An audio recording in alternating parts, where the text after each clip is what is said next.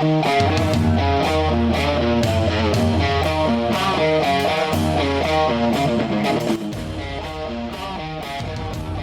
tergantung Bos Azrul.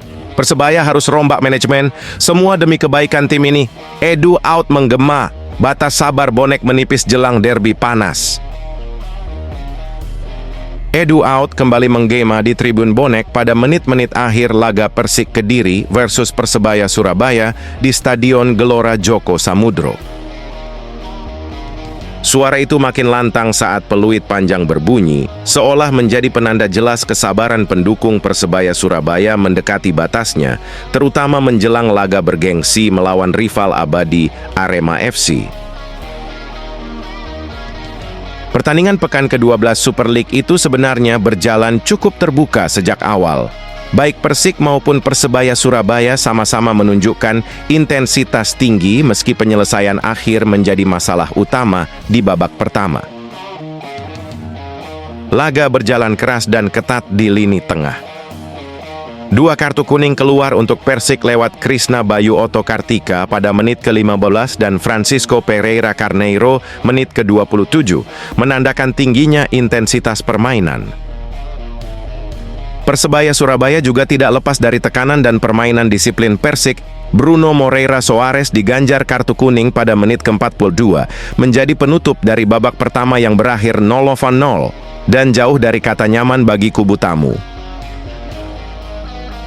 Paulo Gali menguji kiper Persik di menit ke-52 sebelum akhirnya Arif Catur Pamungkas mencetak gol pembuka pada menit ke-53 setelah memanfaatkan peluang dari situasi yang dibangun Bruno Moreira Soares dan Dejan Tumbas.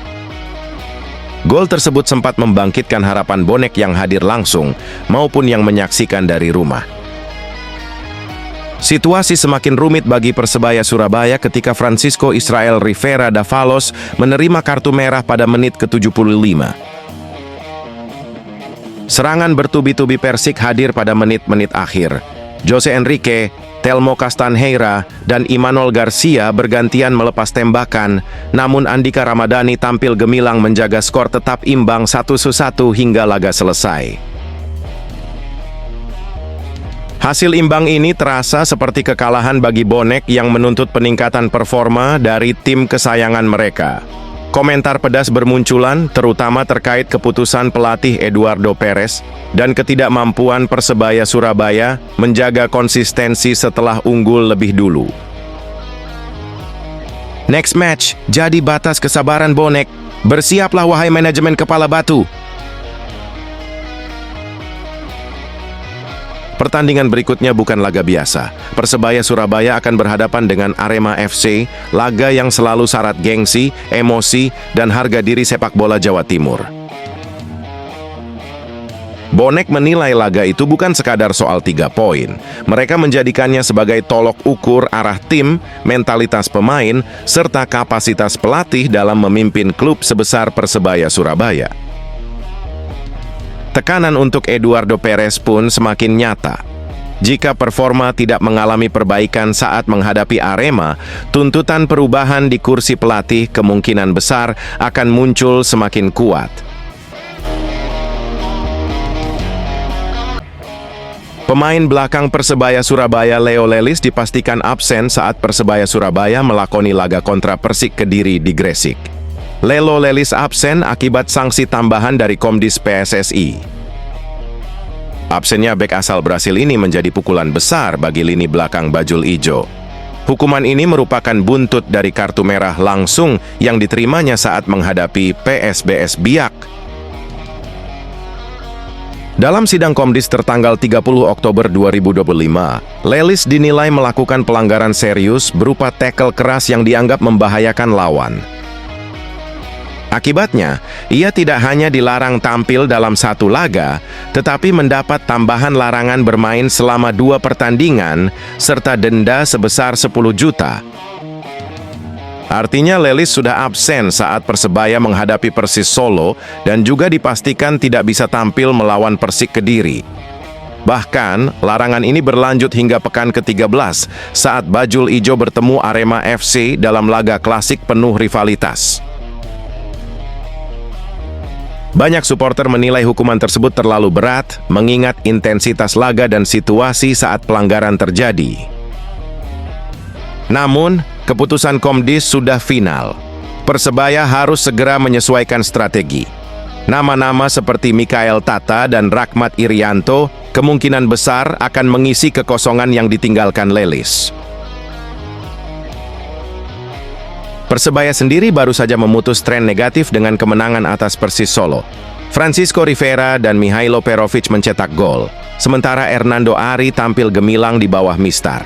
Namun, absennya Lelis membuat tekanan di lini belakang semakin besar. Eduardo Perez menyebut bahwa timnya tetap siap tempur. "Kami punya kedalaman skuad. Absennya satu pemain bukan alasan untuk tidak tampil maksimal," ujarnya. Tapi ia juga mengakui bahwa laga kontra Persik akan menjadi ujian berat, terutama dalam duel udara dan transisi bertahan. Dengan absennya Lelis, Persebaya harus bermain lebih kompak dan disiplin. Koordinasi antar lini menjadi kunci, dan peran Irianto sebagai pemimpin di lapangan akan sangat krusial. Tekanan meningkat, bajol ijo utuh di tengah badai. Derby Jawa Timur antara Persik Kediri dan Persebaya Surabaya akan digelar di Stadion Gelora Joko Samudro, Gresik. Meski bukan kandang utama, Persik tetap berstatus tuan rumah. Dalam 5 pertemuan terakhir, Persik unggul tipis. Mereka menang 3 kali, sementara Persebaya 2 kali. Menariknya, semua laga berakhir dengan selisih 1 atau 2 gol. Skor 2-1 dan 1-0 mendominasi hasil akhir, menunjukkan bahwa duel ini selalu berlangsung ketat. Statistik menunjukkan, Persik mencetak rata-rata 1,1 gol per laga dalam 10 pertandingan terakhir. Sementara Persebaya mencatat 1,3 gol per laga dengan tren kemenangan yang mulai membaik setelah menaklukkan Persis Solo. Pelatih Ong Kim Sui menegaskan pentingnya fokus penuh. "Kita tidak boleh kebobolan terlebih dahulu karena hal itu akan memberikan tekanan besar bagi tim," ujarnya. Di sisi lain, Persebaya datang dengan semangat tinggi. Francisco Rivera dan Mihailo Perovic mencetak gol kemenangan atas Persis, sementara Hernando Ari tampil gemilang di bawah Mistar.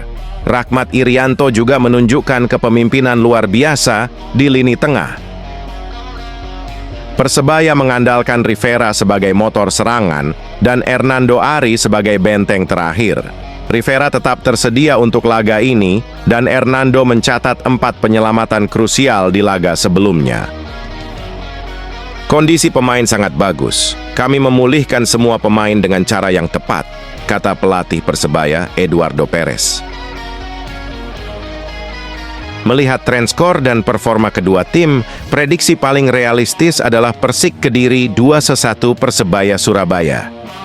Persik punya keunggulan sebagai tuan rumah dan motivasi bangkit, sementara Persebaya punya momentum dan kedalaman skuad. Namun di sikap Persebaya mampu mengontrol tempo dan menekan sejak awal, hasil imbang 1-1 atau kemenangan tipis 2-1 untuk